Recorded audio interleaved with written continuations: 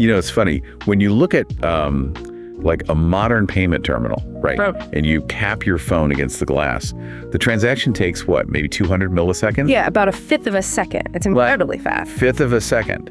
But what's actually happening in that microscopic window of time is, well, it's basically a minor miracle of global engineering. Oh, absolutely. Because, your credentials are tokenized, routed through an acquiring bank, pushed to a card network, then sent to an issuing bank for a fraud check. And that's all before it's even authorized against a ledger. Exactly. And then it returns to that exact same labyrinth just so you can, walk out with a cup of coffee. The sheer density of the data and the capital moving at light speed is just staggering. It really is. It's the absolute definition of critical financial infrastructure. Because, we always think of the economy as physical stuff, right? Like ships, trucks, factories. Right, the tangible stuff. Yeah. But the reality is that the modern economy is entirely held together by a few massive, invisible digital highways. And if those highways suffer even a millisecond of latency, global commerce just grinds to a halt. And that actually brings us directly to the massive scale of today's deep dive. Yeah. Because we are talking about Fiserv. We are. Now, even if you, the listener, are heavily invested in the fintech space, it's really easy to underappreciate the actual gravitational pull this company has. Let's just look at the numbers for a second. Yeah, let's look at the GPV. Right. Fiserv processes roughly 1/3 of all U.S. merchant gross payment volume, GPV, meaning 1 out of every $3 spent at a merchant in the entire United States touches their architecture. And that's just on the acquiring side. The merchant side. It's one side of the coin. Exactly. You have to layer on their issuer processing too. So they manage the back-end systems for the actual financial institutions that issue the debit and credit cards. Right. And in that arena, they hold the #1 market share. They are serving 80% of the market. 80%. That's wild. Yeah. When you control 1/3 of merchant volume and 80% of issuer processing, you aren't just participating in the U.S. financial system. You are the plumbing. You're the pipe, yeah. You're the pipes. And the switching costs alone to move away from their architecture, it creates this almost insurmountable structural moat. So our mission for you today is to unpack the Fiserv Q2 2026 earnings call. We're going to strip away the corporate gloss, look at the actual physics of their revenue engines, figure out exactly what drove their latest financial numbers, and determine what the future holds for this infrastructure giant. It's going to be interesting. Oh, for sure. So, okay, let's unpack this. Because going from the sheer dominant scale of the company to the immediate reality of their Q2 headline numbers, it gave a lot of analysts absolute whiplash. Oh, totally. It was a very complex quarter to model, for sure. Yeah. The top line numbers immediately set off algorithms and automated sell programs. Because for Q2, adjusted and organic revenue was $4.96 billion. Which sounds huge, but... Right. But that represents a decrease. It was down 4% on an adjusted basis and down 5% on an organic basis compared to the same time last year. Right. And for the entire first half of 2026, adjusted revenue was down 3%. Wow. Yeah. Adjusted EPS landed at $1.84 with an operating margin of 31.8%. So when you're a dominant incumbent and you post a 5% organic top-line contraction, the market demands an immediate autopsy. Right, exactly. Because a shrinking top line in a relatively stable consumer environment suggests either immense pricing pressure, catastrophic client churn, or both. Exactly what people were fearing. And this is the crazy part, the headline revenue contraction completely masks the underlying cash flow reality. If you look at the cash generation, it tells a fundamentally different story. A completely different story. Fiserv generated a massive $1.1 billion in free cash flow in the second quarter alone. Yeah. And they maintained roughly a 90% free cash flow conversion rate, which is just nuts. It is. And that 90% conversion metric is the silver lining that institutional investors are zeroing in on. Oh, definitely. Because in the legacy processing space, maintaining a 90% conversion rate means your capital expenditure requirements, what it costs to maintain your core architecture, are remarkably low relative to your net income. They're just printing cash. They're printing cash. And you have to look at the composition of that $4.96 billion in revenue. Right. Let's break that down. Well, they're recurring revenue. So the locked-in SaaS subscriptions, the baseline transaction processing fees, the core banking ledger maintenance that actually grew by 2%. Okay, so the recurring part grew. Yes. And that recurring revenue makes up 84% of their total adjusted revenue. Wait, okay. So I'm looking at that 84% recurring revenue base, right? Yeah. It's growing at 2%, and they have $1 billion in free cash flow. I just had to ask, how is the aggregate revenue shrinking by 5%? I mean, the math only works if the non-recurring segment, the remaining 16% of the business, just fell off an absolute cliff. And that is exactly what happened. But really? Yeah, and management was very transparent about it. They explicitly called Q2 the trough. The trough, like the lowest point of growth for the year. Exactly. The CFO highlighted that a massive chunk of this aggregate revenue decline is due to lapping incredibly high non-recurring revenue from a year ago. Lapping, right. Yep. So comparing this year to an unusually good quarter last year. Yeah, exactly. Last year, they experienced this huge surge in massive one-off implementation fees, software license sales, and hardware deployments. Oh, okay. And those are high-dollar, low-frequency events. I mean, you don't sell a massive enterprise server rack to a regional bank every single quarter. Right. It's that classic lumpiness of enterprise IP spending. Yes. So it's kind of like, is this like a restaurant that is fully booked every night, but somehow making less money on the menu because last year someone threw a massive one-off wedding party there? It's a perfect analogy, yeah. If last year had a huge spike in upfront setup fees from migrating a Tier 1 bank, and this year that same bank is just paying their normal recurring sauce fee. Right, year over year, the account looks like it's shrinking. Exactly, even though the client relationship is perfectly healthy and highly profitable. The foundational business is highly stable. The drop is just concentrated in the noisy, capital-intensive, non-recurring parts of the business. And, the market understands lapping dynamics. Analysts model for that. Okay, sure. The lapping was modeled. But what wasn't modeled, and this was the real shocker for investors that actually moved the stock, was the lowered guidance for the rest of 2026. Yeah, that was a surprise. Because management essentially moved the goalposts mid-year. If the core recurring revenue is stable, like we just established, why are they pulling down their forward projections? Well, the guidance adjustment is really the crux of the entire earnings call. Yeah, let's get into that. So they downgraded a full-year organic revenue to a range of -1% to flat, and they lowered their adjusted operating margins to a 31% to 31.5% range. Okay. Plus, their adjusted EPS is now guided to land between $7.20 and $7.40 for the year. Right. And a mid-year guidance cut from an infrastructure incumbent requires us to dissect the exact macroeconomic and operational headwinds they cited. Because you don't just cut guidance for no reason. No, absolutely not. The transcript lays out 4 specific headwinds driving this drag. And I want to go through the mechanics of each one, starting with what they call the Argentina macro. Right. The CFO noted a 90 basis point revenue headwind. So almost a full 1% drag on the entire global company. Which is significant. Huge. Mm-hmm. And it's due to inflation and interest rates in Argentina impacting what they call anticipation revenue. Let's break down the mechanics of anticipation revenue, because this isn't just a simple currency translation issue, is it? No, not at all. This is a fascinating look at the actual physics of global money movement.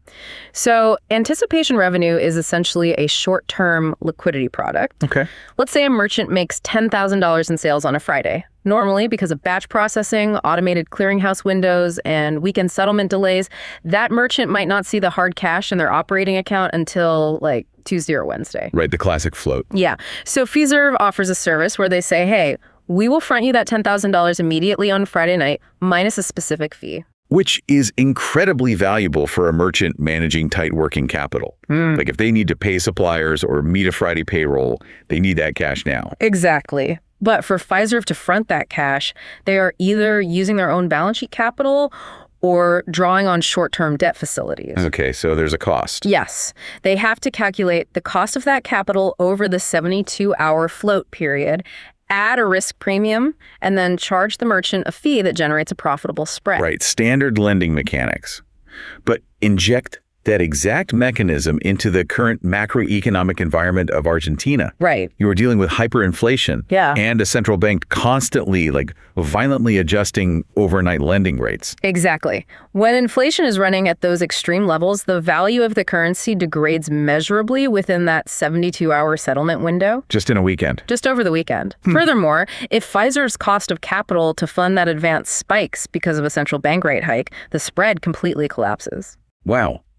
So if Fiserv normally charges a 2% fee to advance the cash, But the cost of short-term borrowing in Argentina jumped so high that the float cost Fiserv 2.5%. The product becomes actively destructive to margins. They're losing money on every transaction. Man, so what do? Well, they have to adjust the pricing. They hike the fee to the merchant to compensate for that macroeconomic risk, but at a certain threshold, the merchant looks at the new fee and decides it's simply too expensive. The merchant opts to just wait until Wednesday for the funds. Exactly. The demand for the product evaporates, and that high-margin anticipation revenue simply dries up. So it's not a failure of Fiserv's core technology at all? No, it's a localized breakdown in the physics of short-term lending due to sovereign monetary policy. But at their massive scale, that local breakdown still shaves 90 basis points off their global top line. That makes perfect sense. The math breaks, so the product pauses. Yeah. But the second headwind they mentioned is much more concerning from a structural standpoint, I think. They cited client implementation delays, causing a massive 2-point negative impact on the year. Right. I look at that and immediately think of a leaky pipeline. Like, are these delays just a polite way of saying their sales team couldn't close the deals? Or maybe that clients are quietly walking away to modern competitors like Aon or Stripe? Well, what's fascinating here is that the CEO, Takis Georgakopoulos, knew exactly how the street would interpret that. He knew they'd be skeptical. Oh, he had to know. Yeah. He addressed the skepticism head-on during the Q&A. He walked the analysts through the exact mechanics of the largest delay in their pipeline to prove it wasn't a competitive loss. Okay, what did he say? So they have a massive, newly contracted Tier 1 client that was slated for a major implementation in the late third quarter. But that specific client is currently executing a complex M&A transaction of their own. Oh, a merger. And if you've ever been near a massive corporate merger, you know that the very first thing the CIO does is freeze all non-essential IT deployments. Exactly. Because you do not attempt to migrate your core payment architecture or your ledger systems while you are simultaneously trying to merge two disparate enterprise Active Directories and integrate a target company's network. No, it would be crazy. The risk of catastrophic data loss or downtime is simply too high. So the IT integration of the merger takes absolute precedence. Right. The CEO clarified that the contracts with Fiserv are fully executed. The scope of the deal hasn't shrunk by a single dollar. Okay. The revenue isn't lost to a competitor. The client's CIO simply mandated that the Fiserv go live date be pushed from September to a future quarter once the M&A dust settles. Ah. So for an equity analyst, a lost client permanently impairs the terminal value of the stock. But a delayed implementation just shifts cash flows one cell over on the Excel model. Exactly. It's a timing issue, completely external to Fiserv actual execution capabilities. Got it. Okay, so that's the second headwind. The third headwind was a slump in hardware sales in the merchant sector. This feels to me like a classic CapEx cycle normalization. Oh, 100%. Because over the last 2 or 3 years, we saw a massive wave of merchants upgrading their physical point-of-sale infrastructure. Moving to modern cloud-connected touch screens, contactless readers, the whole sleek setup. Yeah, it was an upgrade supercycle largely driven by the final push away from legacy magnetic stripe readers and the post-pandemic demand for fully contactless payment flows. Right. So Fiserv sold a tremendous amount of premium hardware into that cycle, but hardware has a 3 to 5 year life cycle. The bakery that bought a $2,000 terminal setup in 2024, they are not buying another one in 2026. Exactly. So Fiserv is currently comping against the peak of that supercycle. Their hardware revenue is declining not because they lost market share, but because the addressable market for immediate hardware upgrades has temporarily saturated. Yes. The merchants are still processing volumes, still paying SaaS fees, which we know grew 13% organically, by the way. Right. They just aren't buying the physical plastic and silicon this quarter. Right. That brings us to the fourth headwind, divestitures, which accounted for another 1 point of negative impact. And this is where the narrative of the earnings call fundamentally shifts. Yeah, because we aren't just talking about macroeconomic headwinds anymore. We are talking about deliberate structural pruning of the balance sheet. Yeah. They are actively slicing off pieces of the company, which mathematically lowers the total revenue run rate. And the architect of this pruning is the newly appointed CEO, Takis Georgakopoulos. The new sheriff in town. Exactly. And navigating Argentine hyperinflation, managing client M&A delays, riding out hardware cycles, and orchestrating divestitures. I mean, it requires an incredibly rigorous management philosophy. Yeah. And Takis took the reins just 5 weeks before this call. Let's examine his pedigree because it informs everything about this new strategy. Right. Takis Takis is a heavyweight in the payments ecosystem. I mean, he joined Fiserv as chief operating officer in late 2024, but his defining tenure was running JP Morgan's global payments business, which is one of the largest, most complex liquidity and payment routing engines on earth. But perhaps the most critical lens through which to view him is his training, because he is an engineer by trade. And when you put an engineer at the helm of a sprawling legacy infrastructure company, the culture immediately shifts. Oh, yeah. It goes from top-line empire building to brutal architectural optimization. Engineers despise technical debt, they hate redundant systems, and they have absolutely no sentimental attachment to unprofitable product lines. Done. And he immediately initiated what he explicitly described as a dispassionate portfolio review. Dispassionate. I love that word for this. Because it's like a master chef taking over a massive, sprawling buffet. Right. And just decided to shut down half the stations to focus only on Michelin star quality dishes. That's a great way to put it. Yep. He laid out a highly analytical matrix for capital allocation. He and the board are looking at every single node in Fiserv's vast product portfolio and asking two binary questions. Do we have the right to win in this space? And are we objectively best in class? Right. If the answer to both is yes, they deploy capital aggressively to expand the moat. If the answer to either is no, they divest the asset or find an alternative joint venture structure. It's ruthless. Yeah. And we are already seeing the immediate actionable output of this matrix because they announced the divestiture of their student loan servicing business and their managed ATM operations. Yeah. So let's dissect why those two specifically got the axe. Like managed ATMs, for instance. That is a highly commoditized, capital-intensive, physically logistical nightmare. Oh, totally. You're dealing with armored cars, physical security, hardware maintenance, and cash replenishment routing. Right. It's a low-margin logistical grind that has zero synergy with their high-margin, cloud-native software ambitions. It fails the right-to-win tests spectacularly for a modern fintech. Exactly. And the same logic applies to their decision to entirely exit the small and medium business, SMB, and fuel segments within their merchant business in India. Yeah, that was a big move. Because the Indian payments market is incredibly fragmented, it's highly regulated, and it's dominated by intense local competition utilizing the Unified Payments Interface, or UPI. Yeah. So fighting for margin in the Indian SMB space requires massive localized operational spend. Takis looked at the unit economics and simply pulled the plug. They are triaging the balance sheet. They really are. And he dropped a massive hint during the Q&A when an analyst asked about the future of their debit network businesses. Oh, right. The routing networks like Star or Excel. Exactly. Takis didn't flinch. He said absolutely everything, including the debit networks, is part of this holistic, dispassionate review. Nothing is sacred. Wow. If the debit networks require too much capital to compete with Visa and MasterCard, and they don't offer sufficient synergy with their core processing, they could be on the block next. So what does this all mean? For an institutional investor, that level of disciplined capital allocation is highly attractive. I mean, you want a management team that is willing to sacrifice aggregate top-line revenue to structurally expand operating margins and improve the return on invested capital. Absolutely. But you can't shrink your way to long-term dominance. Pruning the dead branches is only step one. Right. Step 2 is taking the capital freed up from those divestitures and ruthlessly deploying it into the foundation of the assets that actually matter. Yes. And that leads us directly to the most significant strategic announcement of the call. A massive, immediate injection of capital into their tech stack. Fiserv is incrementally investing over $100 million into technology infrastructure and cybersecurity in the second half of 2026 alone. And that $100 million is highly targeted. It is primarily going into their financial solutions segment, so the core banking and processing architecture. Yeah. Now, to an untrained eye, announcing a massive $100 million unmodeled expenditure right as you are lowering your organic revenue guidance. It looks like a fundamental lack of cost control. It does look like that initially. Right. But you have to look at the threat vectors they are facing. Why the urgency? Why dump $100 million into infrastructure right now? Well, Takis was very specific about the catalyst. He cited the rapid evolution of frontier AI models.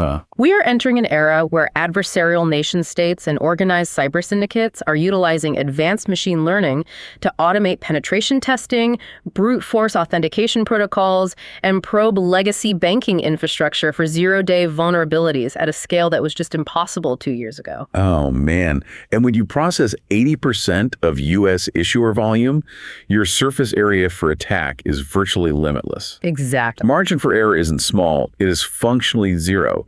A breach at Fiserv isn't just a corporate PR disaster, it is a systemic national security event. It's catastrophic. So the $100 million is not speculative R&D.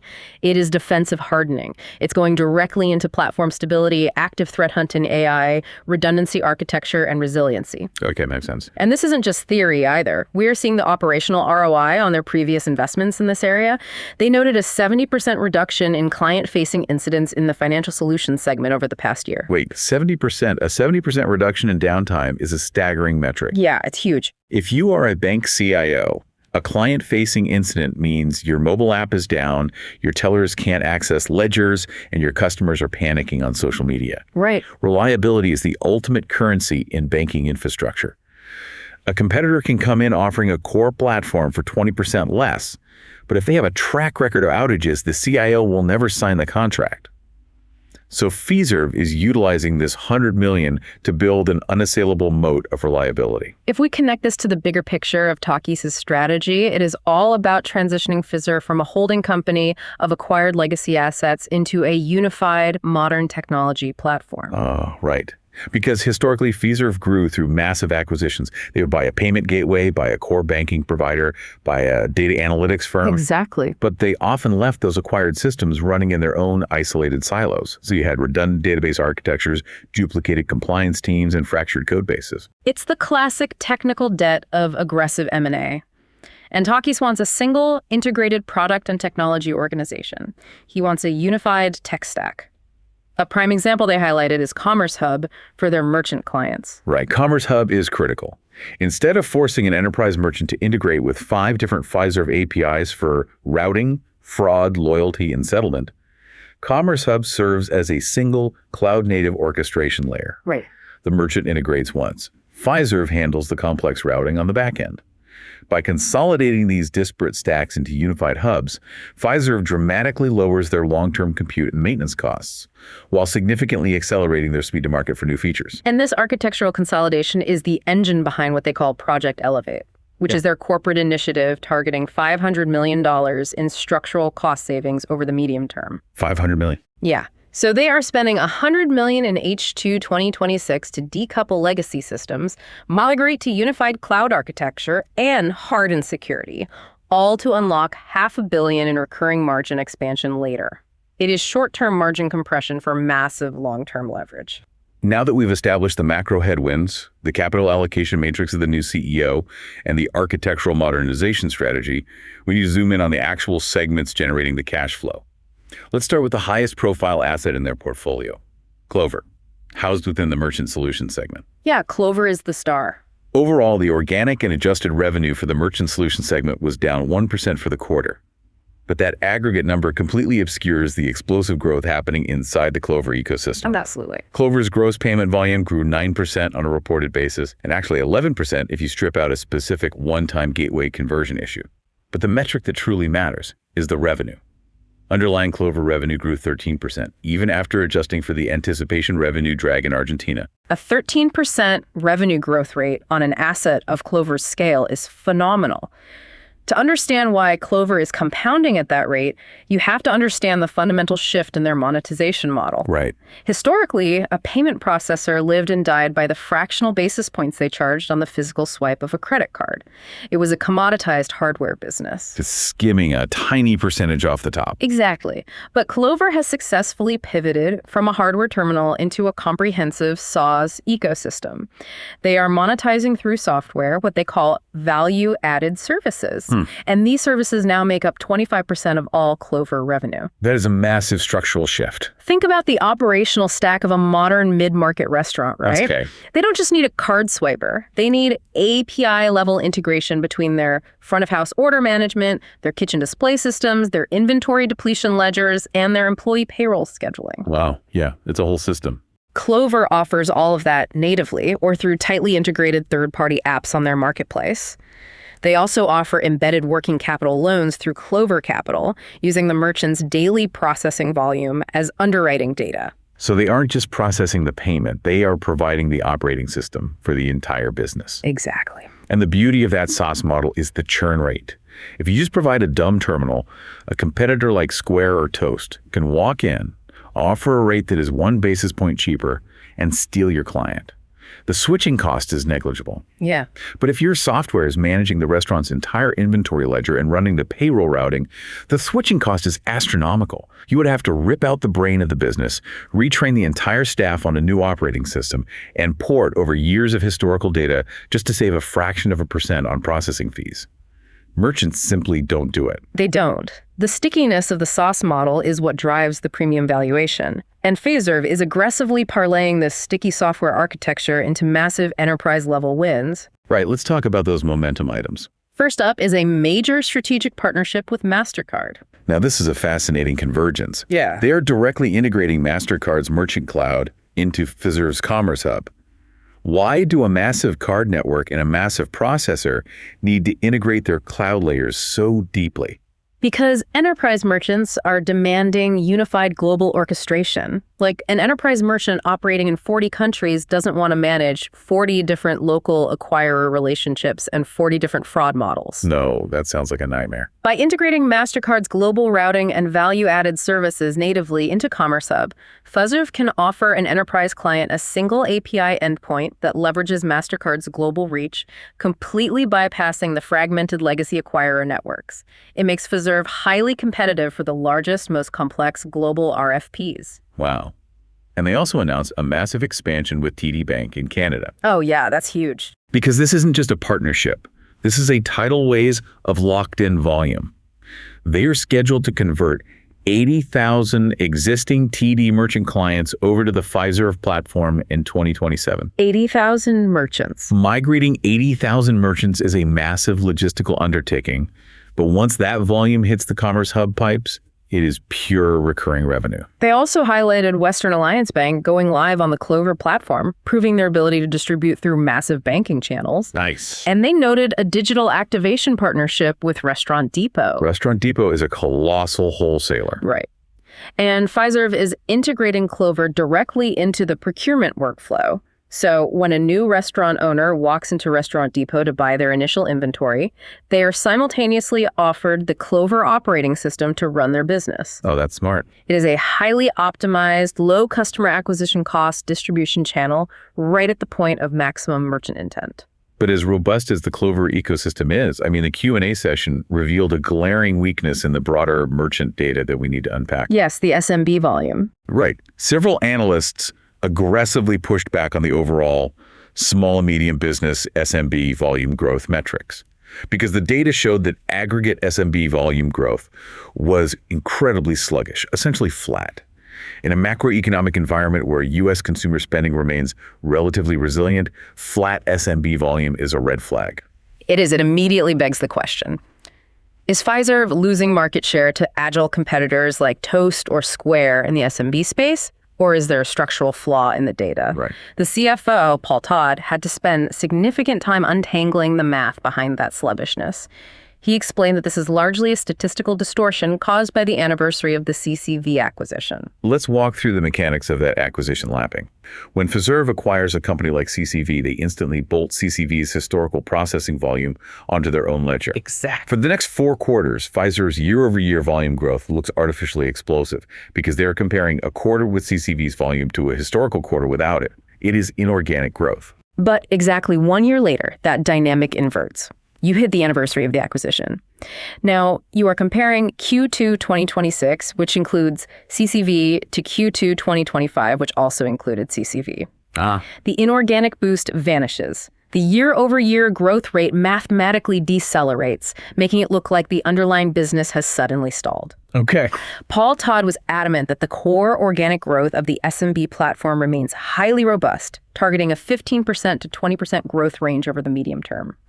The flat volume is an artifact of the spreadsheet, not a failure in the field. Got it. Okay, here's where it gets really interesting, though. We've dissected the merchant acquiring side of the house.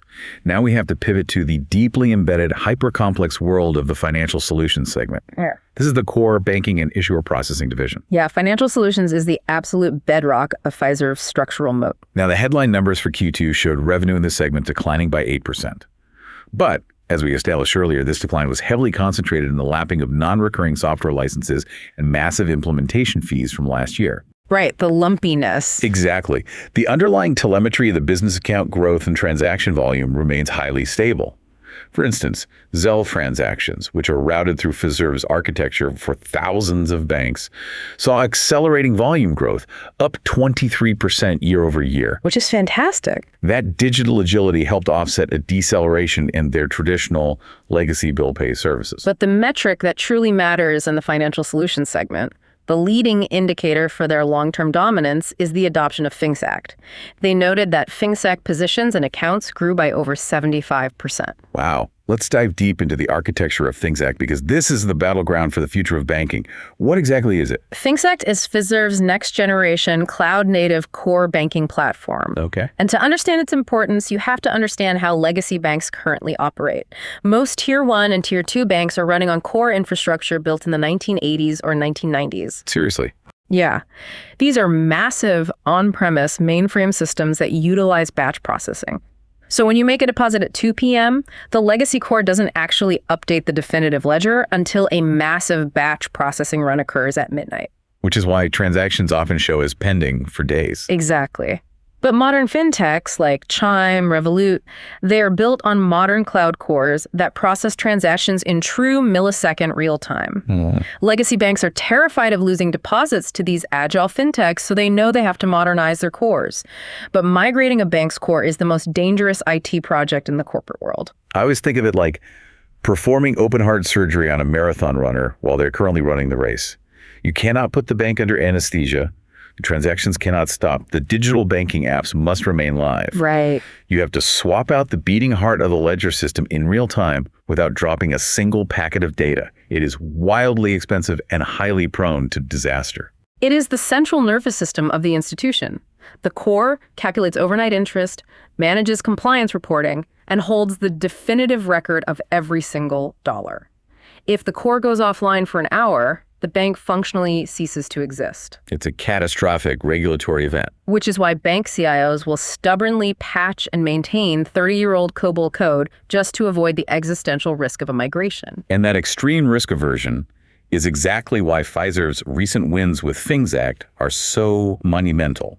They highlighted a massive migration contract with Flagstar Bank, an institution with $88 billion in assets. Yeah, that's massive. Flagstar isn't just testing FISMO on a small, isolated digital brand. They are consolidating their primary architecture. They're replacing both a legacy Fiserv core and a competitor's core platform, moving the entire unified entity onto the cloud-native FISMO architecture. Convincing an $88 billion institution to get on the operating table and swap their core is the ultimate proof point for FISMO's reliability and Fiserv's migration capability. Absolutely. They also noted that UW Credit Union selected their DNA core platform for their future architecture. They are proving they can execute these high-stakes migrations across different asset classes. And this execution capability creates a massive defensive moat against the wave of modern fintech competitors.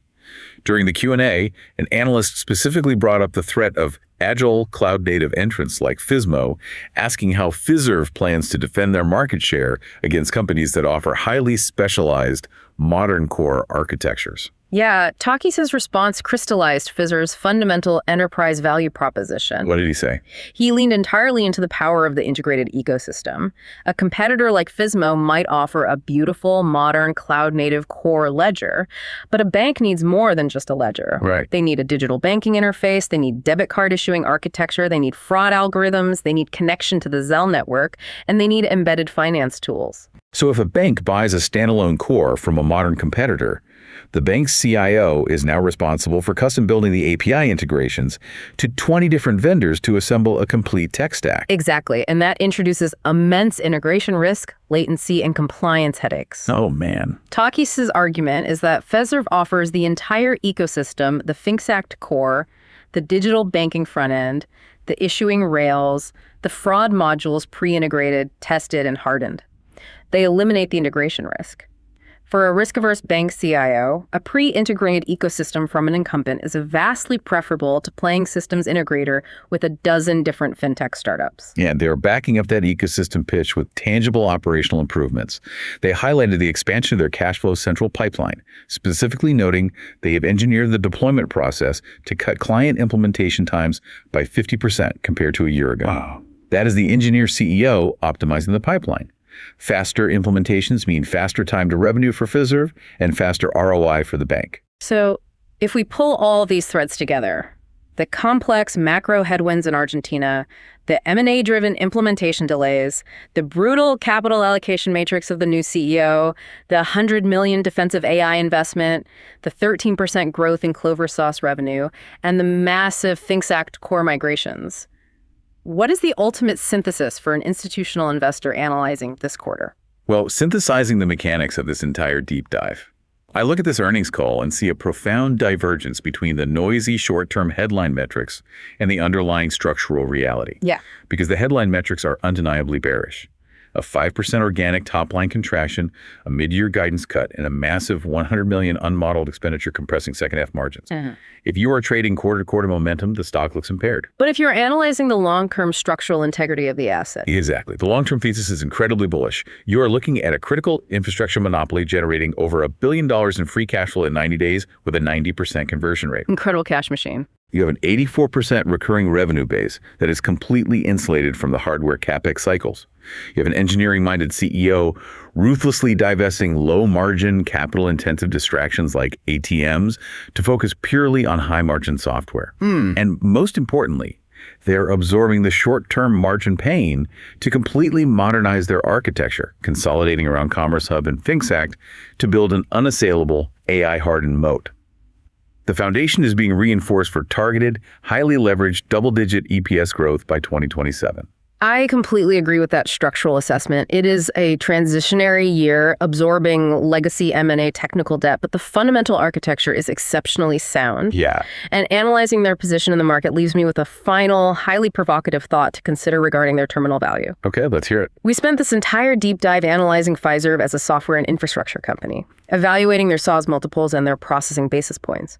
But as frontier artificial intelligence models continue to evolve, the true absolute value of Fiserv might not be in their software code at all. Wait, where does the value sit, if not in the processing architecture? In the proprietary training data flowing through the pipes, Oh. AI models are becoming entirely commoditized. The algorithms are open source. The only true differentiator for an AI model in the financial sector is the uniqueness and scale of the data it is trained on. Right. Think about Fiserv's footprint. They touch 1/3 of all U.S. merchant volume and 80% of U.S. issuer processing. They have an unparalleled, real-time, microscopic view into exactly how, where, and when the American consumer and the American enterprise deploy capital. That is a staggering realization. They aren't just facilitating the transaction, they are capturing the entire telemetry of the U.S. economy in real time. Yes. They know, before the Federal Reserve knows, if consumer discretionary spending in the Midwest is contracting or if SMB hardware investments in the Northeast are stalling. Precisely. Their ultimate future over the next decade might be a transition from a utility-like payment processor charging basis points into one of the most powerful proprietary consumer behavior data engines on the planet. The multi-billion-dollar question for Takis and the board won't just be how to process the payment faster, but how to monetize that staggering mountain of telemetry data to train proprietary financial AI models without crossing the incredibly strict regulatory and consumer privacy lines that govern their industry.